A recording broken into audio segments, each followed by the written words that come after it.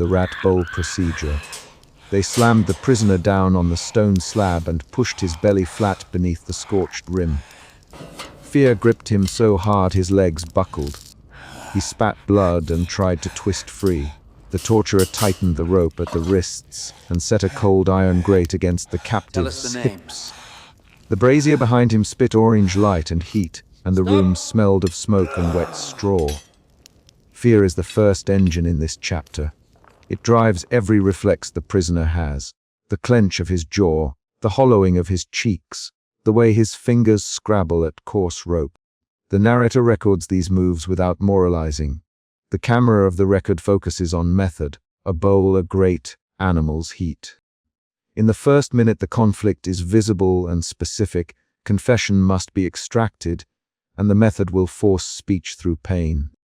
The scene opens at night in a narrow stone cell off a guard corridor. The prisoner is in his late 20s. His ribs show under a soiled tunic. The torturer is a stocky man in his 40s, sleeves rolled, leather apron dirt dark. The narrator lists provenance in clipped lines. A provincial court, a sentence of suspicion, a ledger that demands a signature. The historical context is brief and exact. This technique appears in records where courts needed a confession and had few forensic tools. The narrator does not name a lawgiver. He names procedure. The torturer speaks once while he moves. Hold his head still, he says to a guard at the cell door. His voice is low and even. The prisoner snarls a name and a scrap of defiance. No, the prisoner breathes, not them. His voice trembles. That tremor is fear made audible. The torturer answers with a pragmatic line. Then speak the other name. The exchange is direct and functional. It is the first confrontation. Outside the slab, the torturer lays out the apparatus. He opens a wooden chest and draws a small cage of rats, a brazier and an oiled ledger. He sets tools into a rhythm. Bowl, tongs, coal. He checks the rim of the bowl until it glows.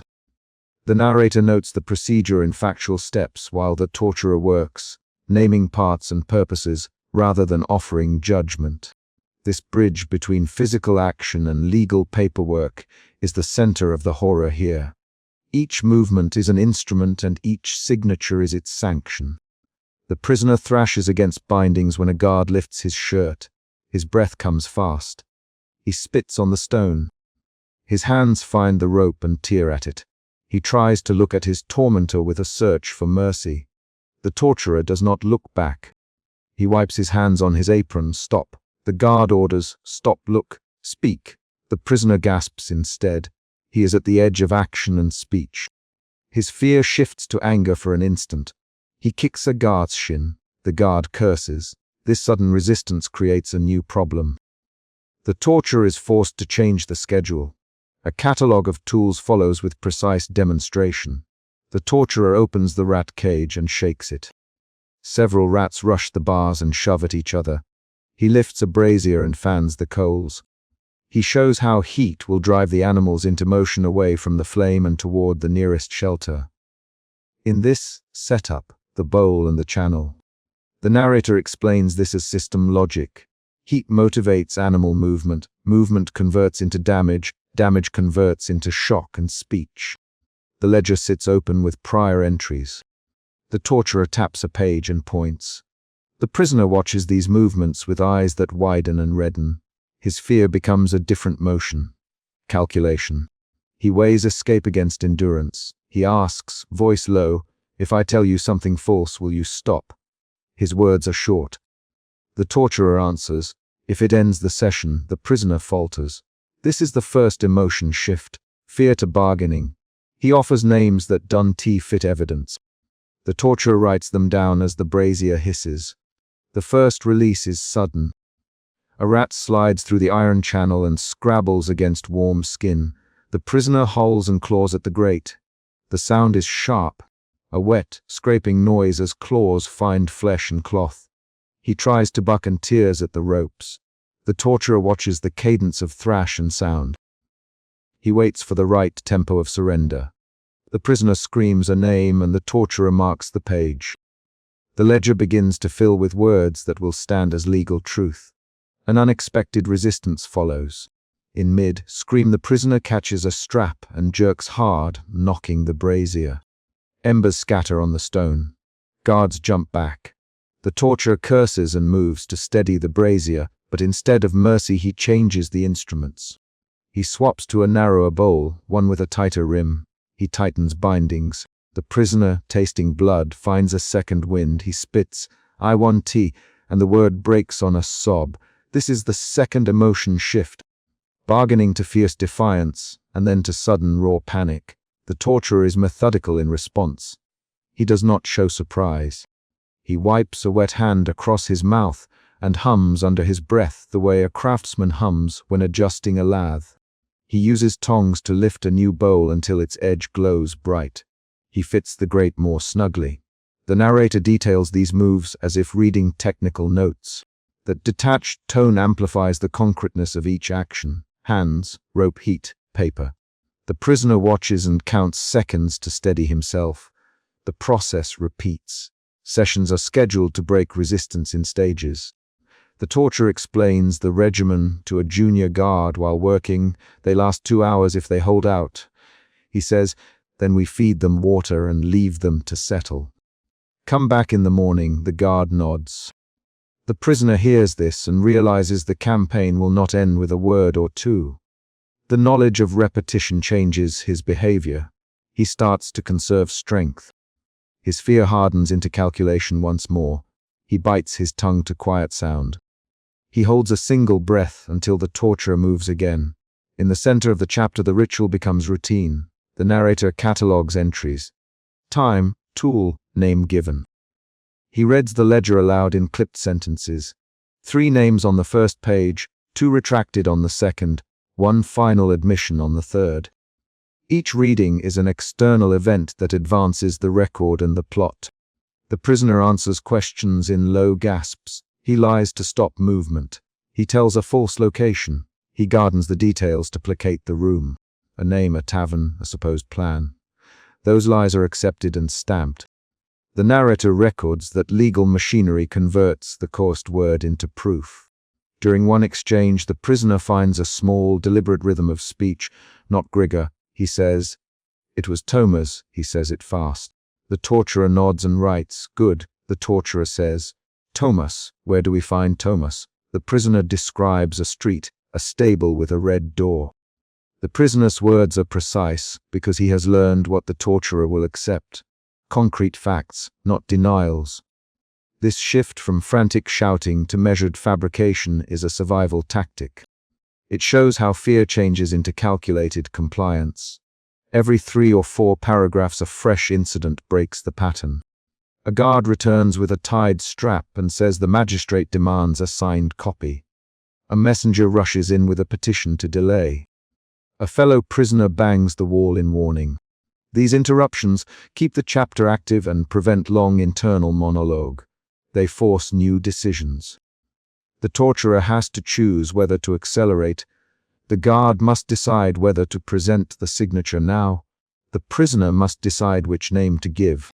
The mid-chapter cliffhanger arrives when a female voice calls from beyond the corridor. A woman, claiming to be an official witness, demands to see the prisoner. The torturer hesitates for the first time. Guards argue low in the corridor. The prisoner freezes, muscles taut. The narrator notes the pause with a measured sentence. The presence of an outsider threatens the timetable. This moment forces a reveal. The woman is not the magistrate's clerk, but the accused man's sister, who brings a counter-claim written in her hand.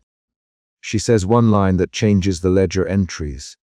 "He was with me that night." The guards fall silent. The torturer flips the ledger as if turning a page of a machine.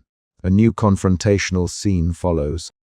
The sister identifies the prisoner by name and offers cloth samples and a small tin box with a lock of hair. The torturer inspects them and asks the prisoner, "Is that yours?" The prisoner stammers and then nods. "Yes," he answers. The sister steps closer. "He was at my house." Ask Thomas at the stable. He will say the same. The torturer scowls. He calls for Thomas. Another guard fetches Thomas from a back cell. Thomas is a secondary character who appears again and again in the chapter. He gives short answers and then collapses into shame. This twist, a witness who defends the prisoner by presence and objects, changes how the torturer prepares the next session. The torturer now must decide whether to rely on the ritual or to test the witness. He chooses escalation. The brazier is set hotter. The bowl is narrowed. The grate is locked with an extra pin. The narrator lists the adjustments without commentary. Temperature, rim width, channel diameter. The prisoner hears the choices the way a man hears a verdict. There is no mercy implied. He feels his breathing tighten and runs his tongue along a missing tooth as if counting time. The climactic beat arrives at midnight. The torturer heats the bowl until its rim glows amber. The rat is pushed into the channel and forced against the captive's exposed skin. The prisoner screams a name that echoes off the stone. He says it full, not in a whisper. "Thomas," he cries. The torturer holds the ledger open and writes while keeping one eye on the captive's chest for the rhythm of collapse. The prisoner's scream cuts into a staccato of sobs and then a ragged whisper. At the exact instant the confession is uttered, the prisoner's body relaxes with a particular stiffness. Muscles go slack, eyes roll back, and sweat pours down his temple. The torturer watches for the signal to stop. He looks at the guard and nods. The rat is withdrawn. The brazier is set back on its stand. The prisoner lies panting, hands still bound. The torturer stamps the ledger. He hands the sheet to a passing scribe. This is the concrete turning point where physical agony produces legal consequence. After the climax, the chapter does not soften into reflection. It records outcome. The ledger entry is dated and initialed. The prisoner is left fevered and shivering despite the heat. He hums under his breath, fragments of prayer or fever, muttered names. The torturer cleans his tools and returns them to the chest. He stamps his own mark into the page with the practiced motion of a tradesman finishing a day. The narrator notes the sequence. Instrument cleaned, signature secured, prisoner recorded as confessed. A surprising reveal follows in the closing paragraphs. The sister produces a second page she had hidden in her cloak. It contains a receipt showing the prisoner paid for a night's lodging elsewhere. The magistrate's clerk examines the receipt and then examines the ledger. He hesitates. The torturer frowns and leans in. He chooses to ignore the new document. He says to the clerk, "We run the machine. We will pass this up as is." The clerk, uneasy, signs anyway. This twist, evidence set aside to preserve the efficiency of extraction, changes how the listener sees the ledger. It is not just record, but a manufactured truth. The chapter ends on a small, concrete image rather than reflection. The last shot the narrator describes is the scorched bowl sitting in a dim pool of candlelight while a lone rat picks at the rim. The guards step away and lock the cell. The prisoner makes one last attempt to form a sentence and fails. A knock sounds in the corridor, a summons for the torturer to deliver the signed page. The torturer takes the ledger and walks out. The prisoner coughs, and the candle throws his shadow long against the wall. Emotion shifts are clear across the chapter. Fear motivates the prisoner at the start. Bargaining follows, then defiance, then a tight acceptance used to survive. The torturer shifts between pragmatic focus and brief irritation when interrupted. The guards move between obedience and small moral friction when presented with contrary evidence. Those shifts are shown with hands, voices, and small choices rather than with abstract labels. Dialogue drives decisions. The prisoner asks, "Will you stop if I tell you the truth?" The torturer answers, "Truth or not, we stop when the ledger is full." The sister demands, "Check this receipt." The clerk replies, "The ledger is set." Thomas says, "I saw him at the stall." These lines roll short and functional. They push the plot. They leave no room for poetic generalities. By the time the chamber door shuts, the record is complete and the physical story resolves. The prisoner has given a name. The torturer has performed his task and documented it. The ledger leaves the cell and the scorched bowl remains. The narrator ends the chapter with the concrete beat required. A guard knocks twice. The torturer turns and says, "Come with me," and the prisoner tries to sit up and cannot. There is no moral summation, only the finished steps of procedure becoming law. The final paragraph ties directly to the events in the chapter. The torturer walks down the corridor toward the magistrate's office with the stamped ledger under his arm. The clerk closes the book. The sister folds her small paper and leaves the corridor, her steps quick. The prisoner breathes one last shallow breath, and the candle guttering on the slab throws his face into high contrast. The knock that called the torturer out fades as the door closes. The room returns to the sound of coals dying.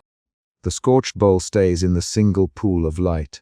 That image, the bowl, the rat, the ledger, is the trace the narrator leaves. It is concrete, specific, and tied to every action that preceded it. The chapter resolves the core conflict. Confession was acquired through designed pain and then converted into official record. The methods are documented. The consequences are visible. The record stands as a sample of how systems turned bodies into paper and how a single name could be bought with fire, animals, and a practiced hand. Escalation, the cage and the confession. They hauled a sealed iron cage into the cell while the prisoner still tasted smoke in his mouth.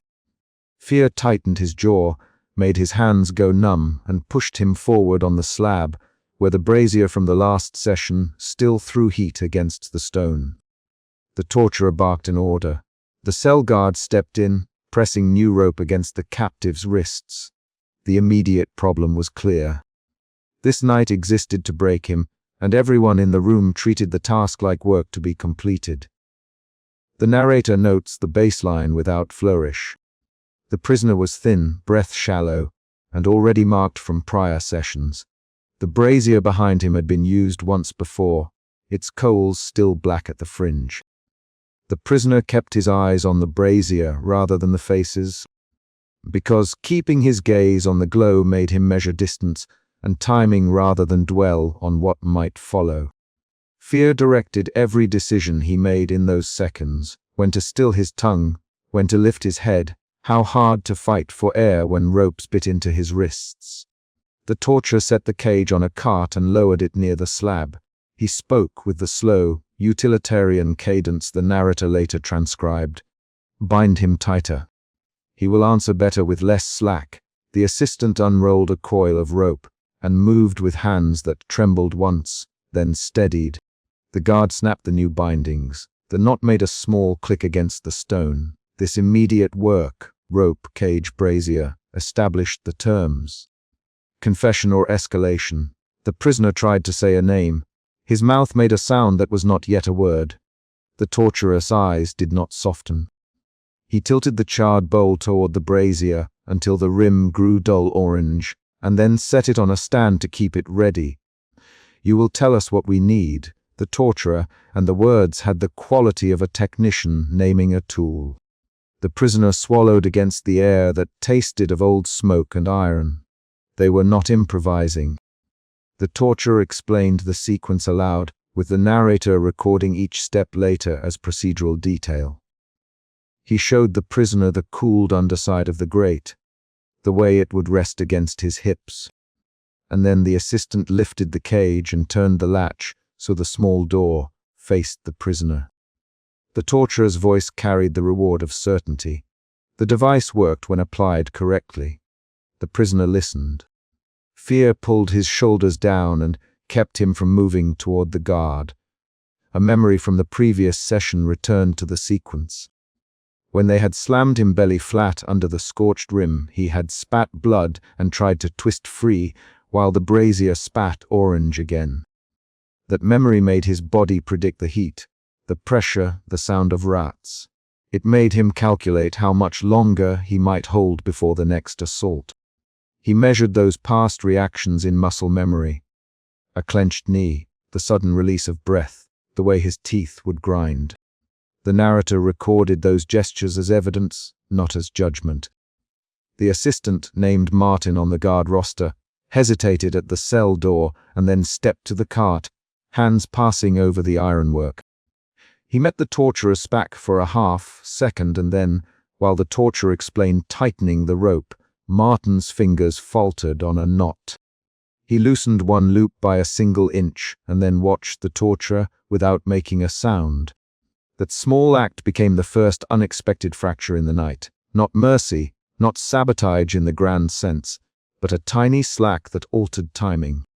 The torturer noticed the loosened knot within a heartbeat. He spun, his right hand finding Martin's shoulder and slamming him into stone. Martin, the torturer, the name a quick instrument of control.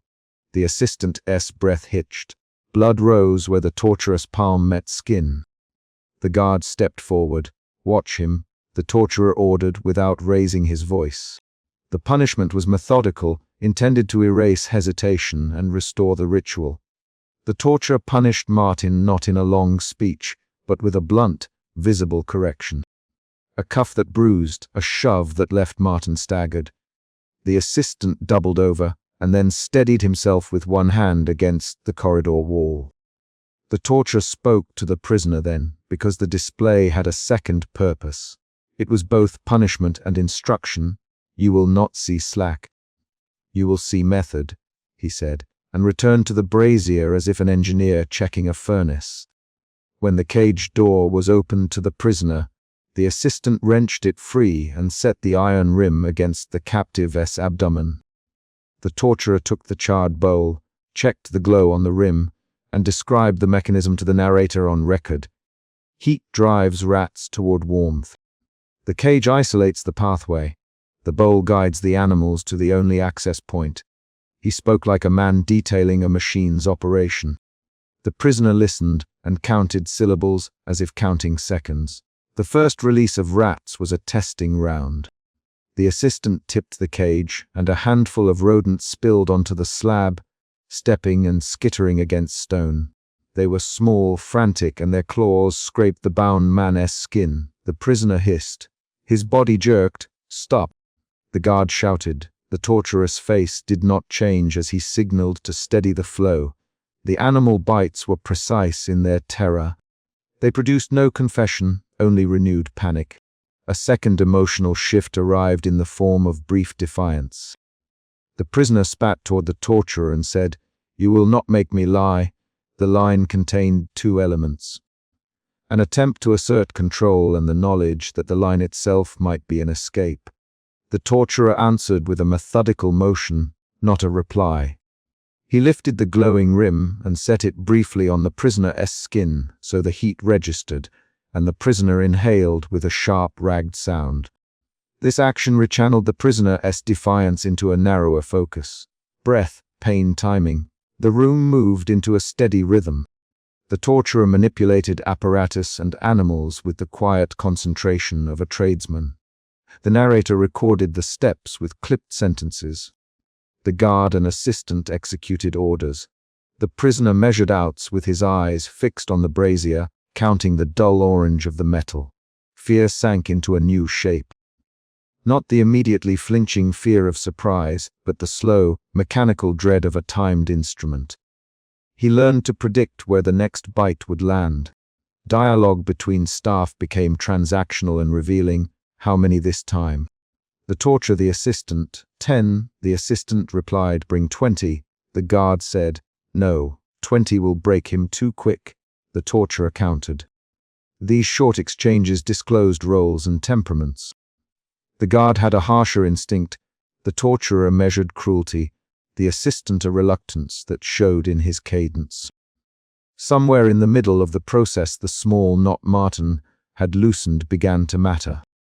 The assistant who removed the cage door noticed the slight give in the binding when he pulled the slab strap.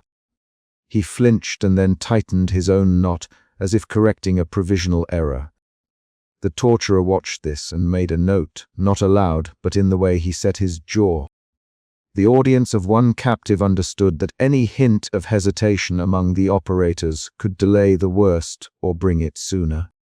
The prisoner used that knowledge to plan an instant of resistance. That plan became a quiet resolve. A short attempt to catch the assistant's eye and signal that if the flow increased he would say anything to stop it. He mouthed words without sound. The assistant caught the movement and looked away, fingers twitching on the iron. The torturer saw the glance and stepped over, his boot striking the slab by the prisoner's knee. "You mouthing at my boy?" The torturer. The prisoner, choking, managed, "No. I am not mouthing." The torturer's response was a quick strike of the rim of the bowl against the stone to send a clear message. The escalation moved forward because each attempt at restraint among the staff produced a harsher reassertion of dominance. Martin's guilt did not stop the night. It only changed the timing by seconds. The torturer took advantage of those seconds with deliberate care. "Now," he said to the assistant. And the cage was inverted so that the narrow access pointed to the captive's navel. This was the planned inflection of the method. The warmest opening, the easiest access. The assistant tipped the cage, and the rats, instructed by the dark and the bowl, flowed toward the warm opening. They bit, they worried, they climbed on skin and through hair. The prisoner cried out. His voice broke into a series of raw syllables that the narrator later transcribed as near. "Speech, please," he said. He tried to produce a name. The torturer kept the heat low enough to guide rather than sear, and that control mattered. It made the animals move predictably and concentrated the torment into a single, terrifying channel. An unexpected contact occurred at the doorway. The assistant who had earlier hesitated stayed out of reach, and then suddenly stepped into the corridor and put his forehead against the cold wall, as if to hide. He did not touch the prisoner again. That internal fissure mattered because it produced the chapter's mid-level twist.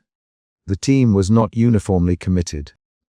The torturer noticed this fissure and punished it in front of the prisoner, slamming the assistant against stone so the prisoner would see the price of sympathy.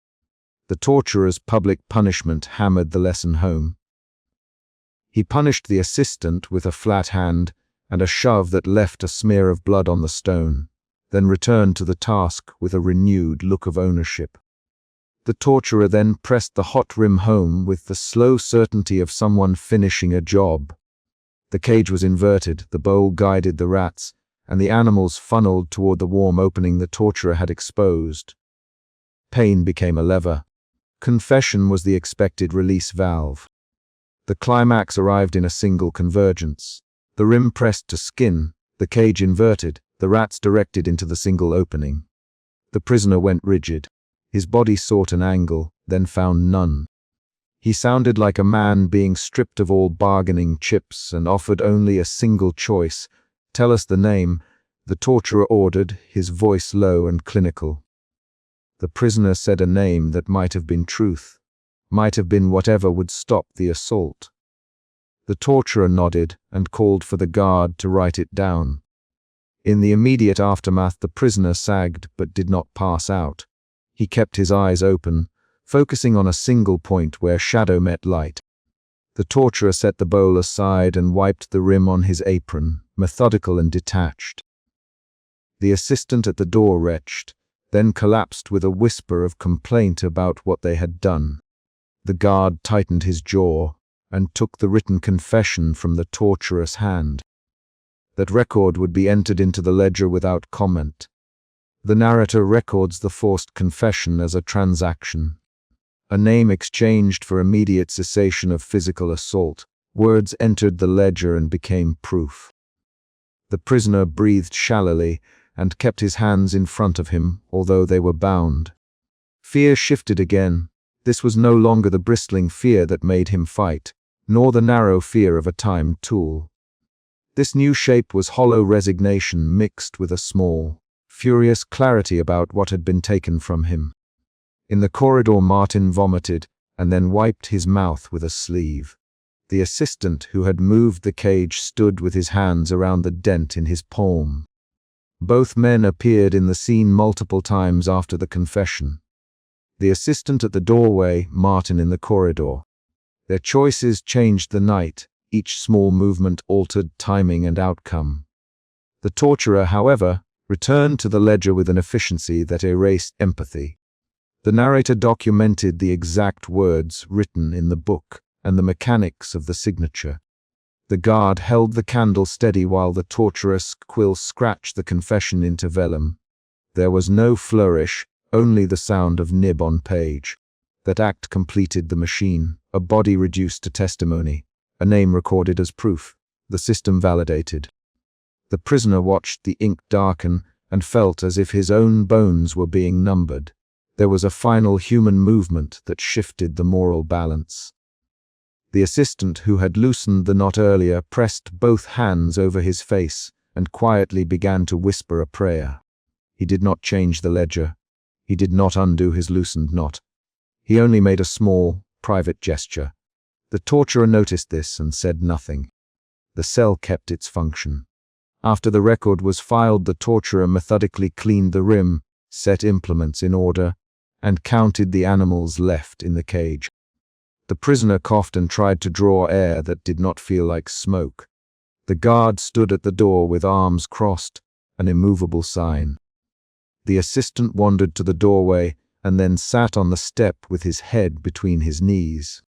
The assistant's collapse and Martin's gagging were the external beats that punctuated the closing scene.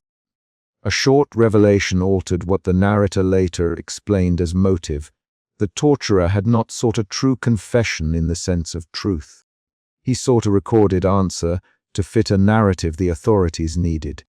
The confession would close a case, restore order, or punish suspicion.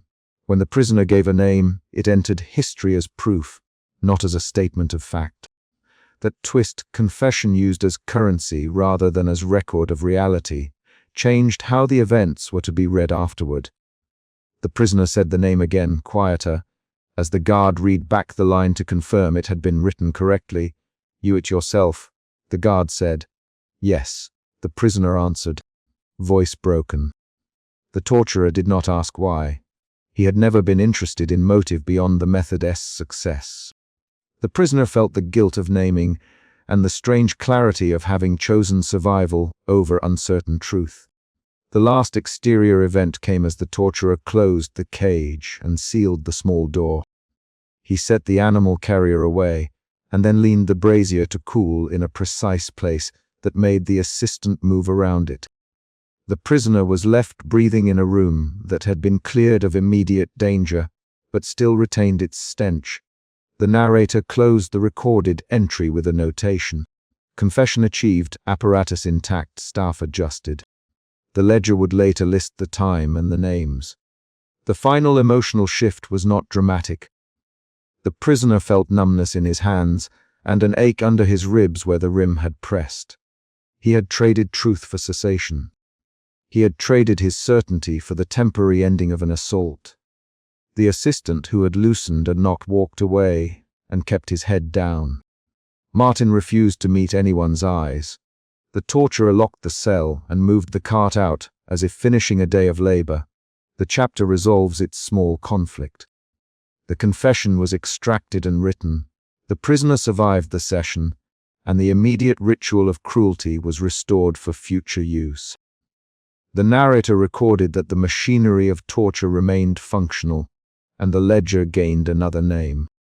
The prisoner, for his part, lay on the slab and counted his breaths until the edges of the room blurred into a slow, manageable focus of breath, cold stone, and the thin sound of a rat scratching in a dark corner. The last line of the record was the guard's stamp of verification placed over the ledger entry, and the torturer walked out, leaving the brazier to smolder on its own. The chapter ends not on a sweeping reflection, but on a concrete movement. The cell door creaked. The guard stepped across the threshold carrying the candle used for the signature, and he set it on the table with a small, deliberate clack. That sound closed the night and became the immediate cue for what would come next. Records filed, rumors circulated, and another day scheduled for the same exacting work. The ledger lay open with ink drying. The prisoner pulled at his bindings and found they held, and then he tried once to whisper the name again, perhaps to check if repeating it would alter the price he had paid. The final interrogation, confession and collapse. They shoved the bound prisoner into the low, candle-choked interrogation cell as a brazier spat orange at the stone and a sealed rat cage clinked on the slab. Fear tightened the prisoner's throat. His breath came shallow and fast against the rope at his wrists. That fear drove every decision he made in the next hour: how long to resist, where to look for a cue, when to gamble on a guard's mercy. The magistrate stepped inside with pages ready. The torturer placed a charred bowl on the slab. The cell guard hesitated at the brazier.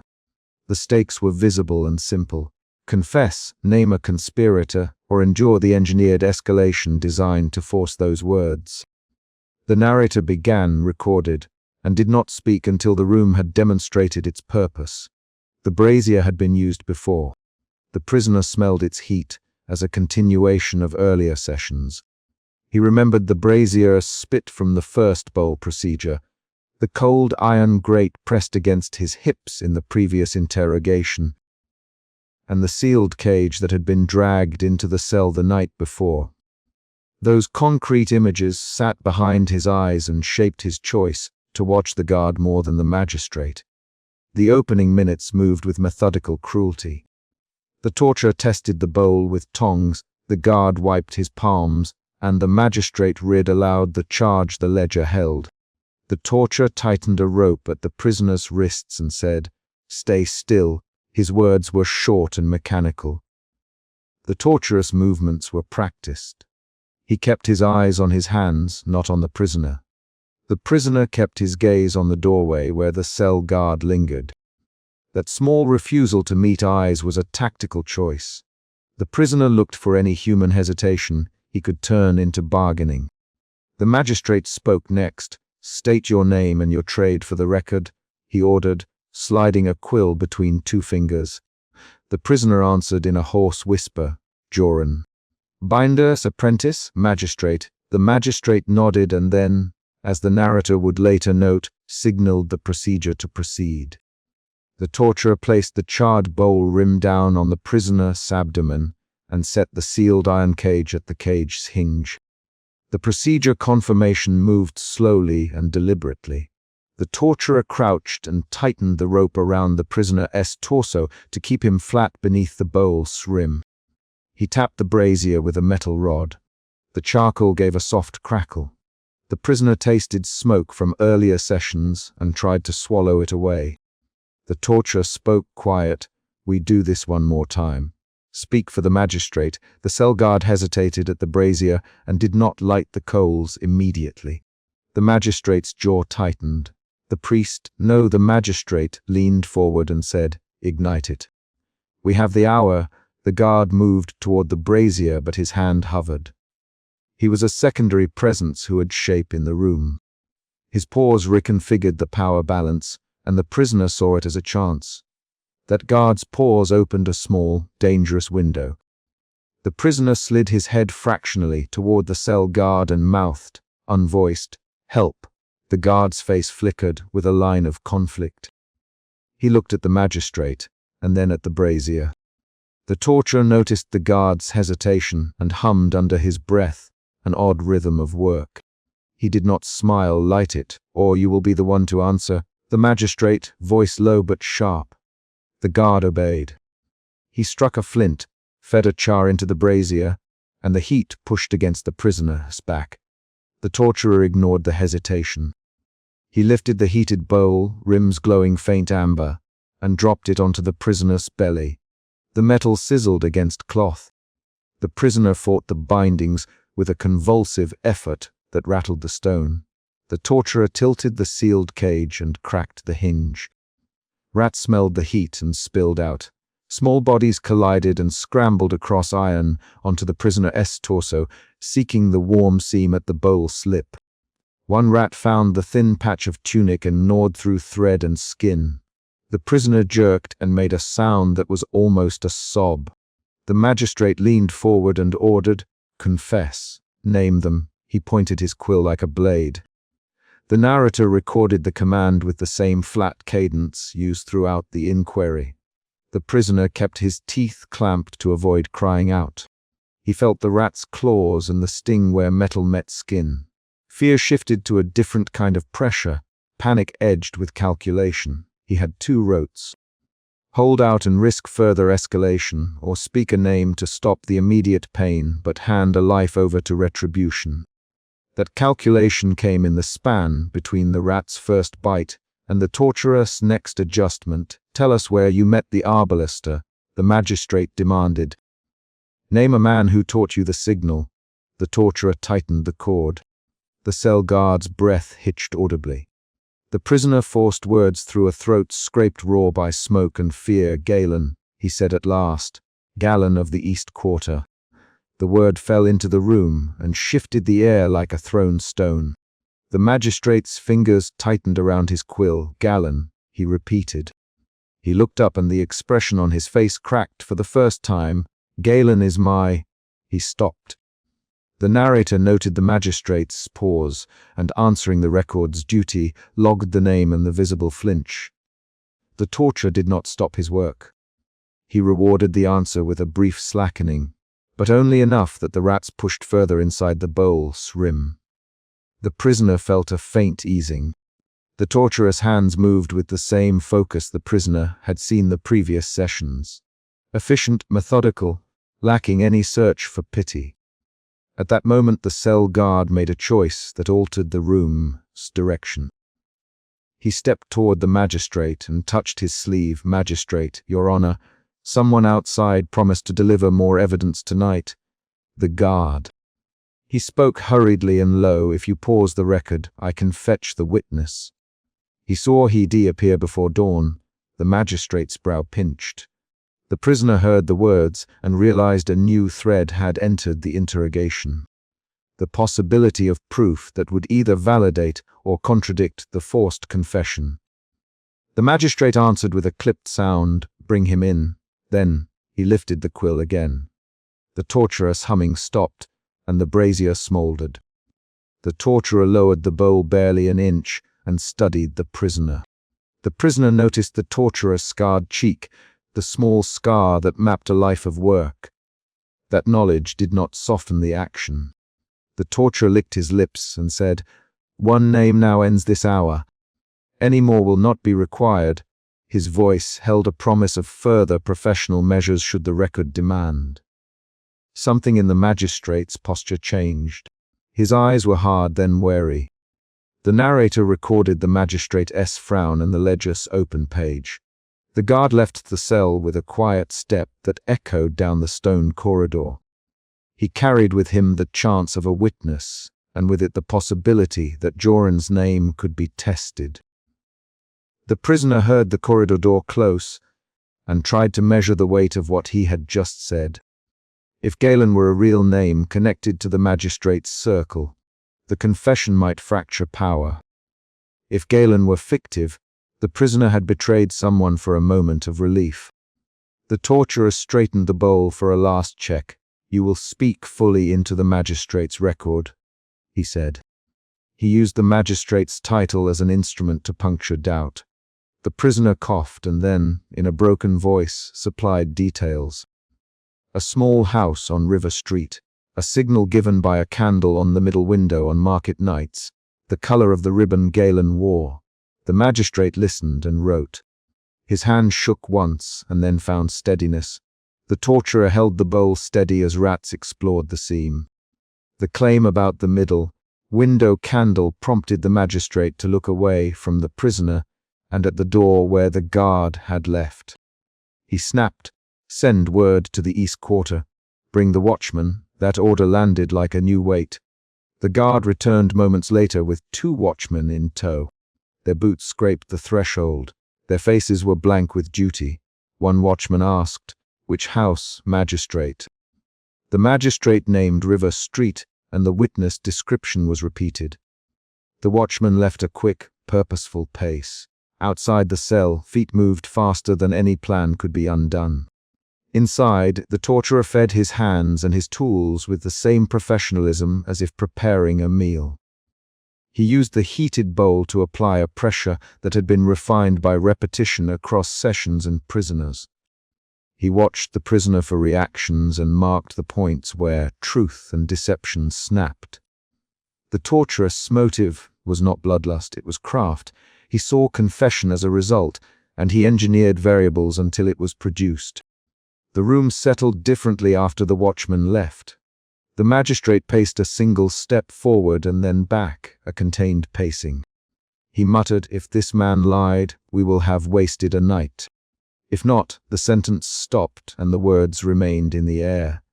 The torturer adjusted the cage to let another current of rats nudge at the bowl's rim. The prisoner felt a hot pressure and the scratch of teeth and made a noise that included both sound and calculation. His fear shifted. First it had been raw panic. Now it became a brittle, tactical fear that focused his counting and his choice of names. The mid-chapter moment of suspense arrived when a watchman returned before the magistrate expected. He stood in the doorway out of breath and said, "A candle is lit in the middle window, magistrate. There is a man moving inside." "He is not alone." The magistrate stopped pacing and his script of control slipped. The narrator recorded the watchman's report in flat cadences, and then noted how the magistrate's face rearranged into a rare expression. Alarm disguised as authority. The prisoner heard the words, and realized the name he had given might anchor a chain reaction that reached into the magistrate's circle. That realization hardened him and created the chapter's small cliffhanger. Would the magistrate use the confession as proof and push the accused beyond saving?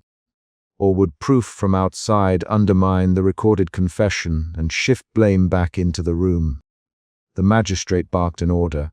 "Seal the door. Keep the corridor clear." He lifted his hand and then closed the ledger. The torturer removed the bowl a fraction, and the rats fell back into their crate, squealing and stamping. The prisoner sagged on the slab but did not let his chin fall completely. He forced his voice out, naming more details about Galen. The torturer listened, every muscle steady. The cell guard hovered at the brazier, sweat beading on his temple. The watchmen outside exchanged a look, and distant shouts suggested that other feet ran toward River Street. Then the unexpected happened. The magistrate's own clerk burst through the outer door and handed a folded scrap of parchment to the magistrate, breathless. "A message, magistrate.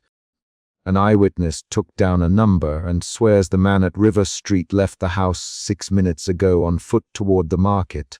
The magistrate read it once, then twice.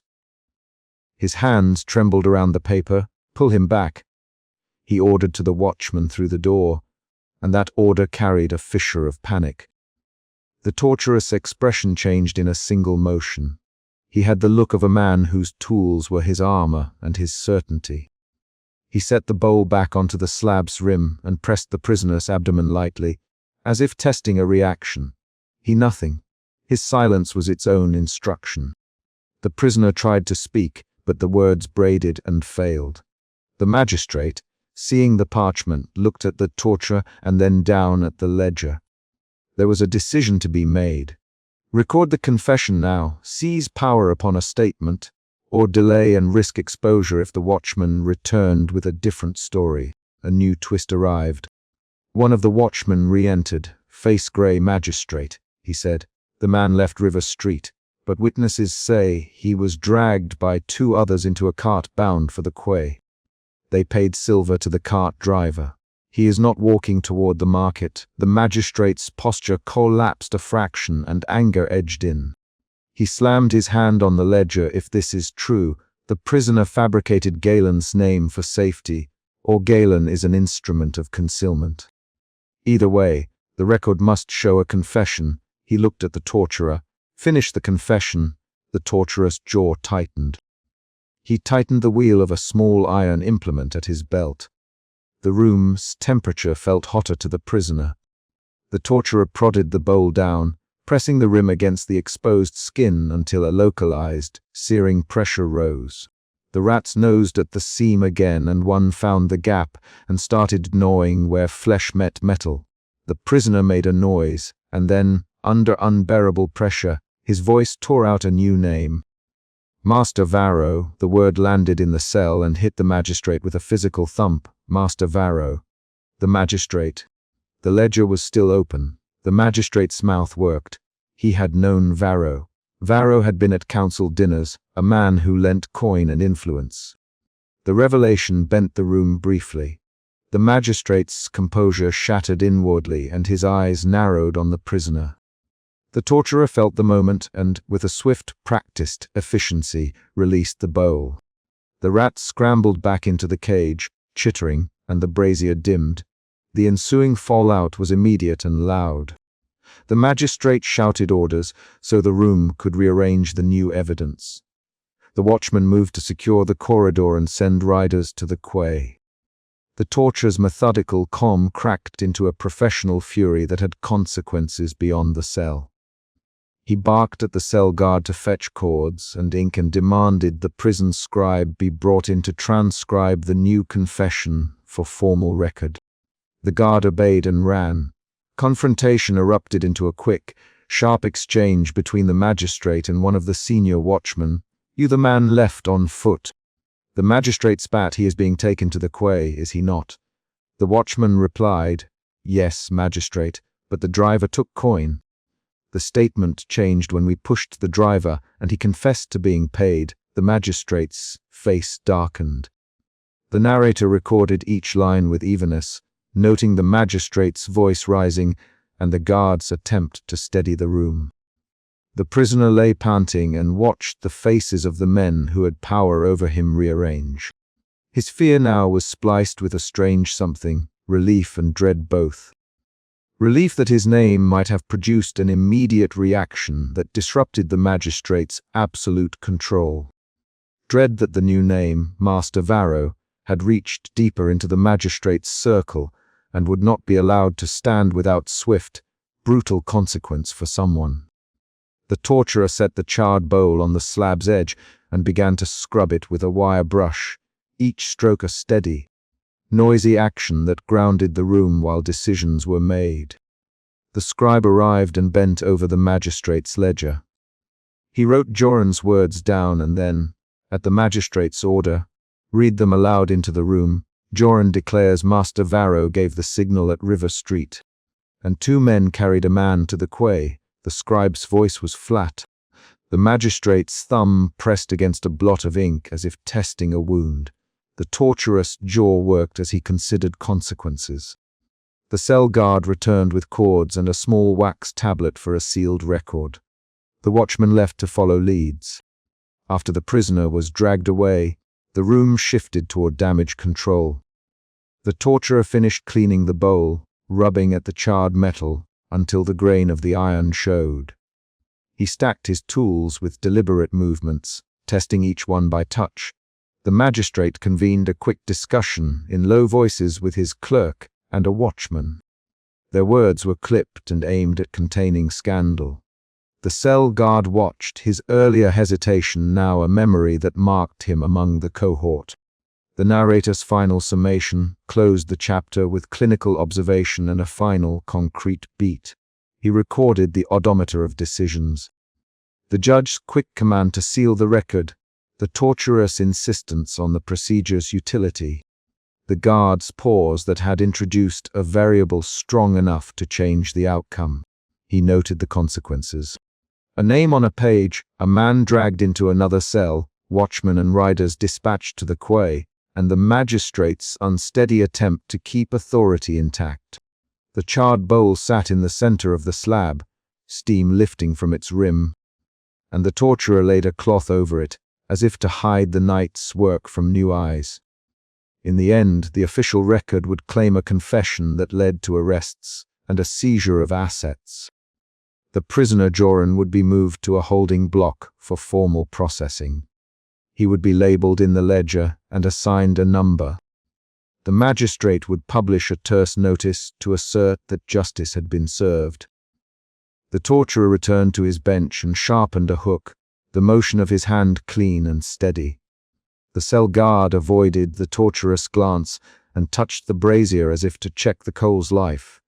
The narrator closed the entry with a single, precise sentence. The confession recorded that night named Master Varro and credited the magistrate's court with a swift resolution. Witnesses at the quay later presented inconsistent statements, and the ledger contained both a confession and a train of hurried orders. He placed the facts together without judgment and then ended the chapter on a concrete action. The clerk lifted the ledger and snapped the cover shut, the sound of hard leather striking wood echoing down the hall as the cell door slammed behind the prisoner being led away. No final pronouncement on moral balance followed. The last thing in the room was a closed ledger and the fresh print of the magistrate's seal. A name was written, a man had been moved, and the machinery of authority resumed its ordinary grind. The torturer set his tools aside. The cell guard walked to the brazier and tamped the coals. The magistrate left to meet riders. The narrator recorded the movements in plain terms, noting who had acted and how the chain of choices had produced an outcome where official truth and human cost braided together. The cell door closed with a metallic thunk that marked the chapter's end.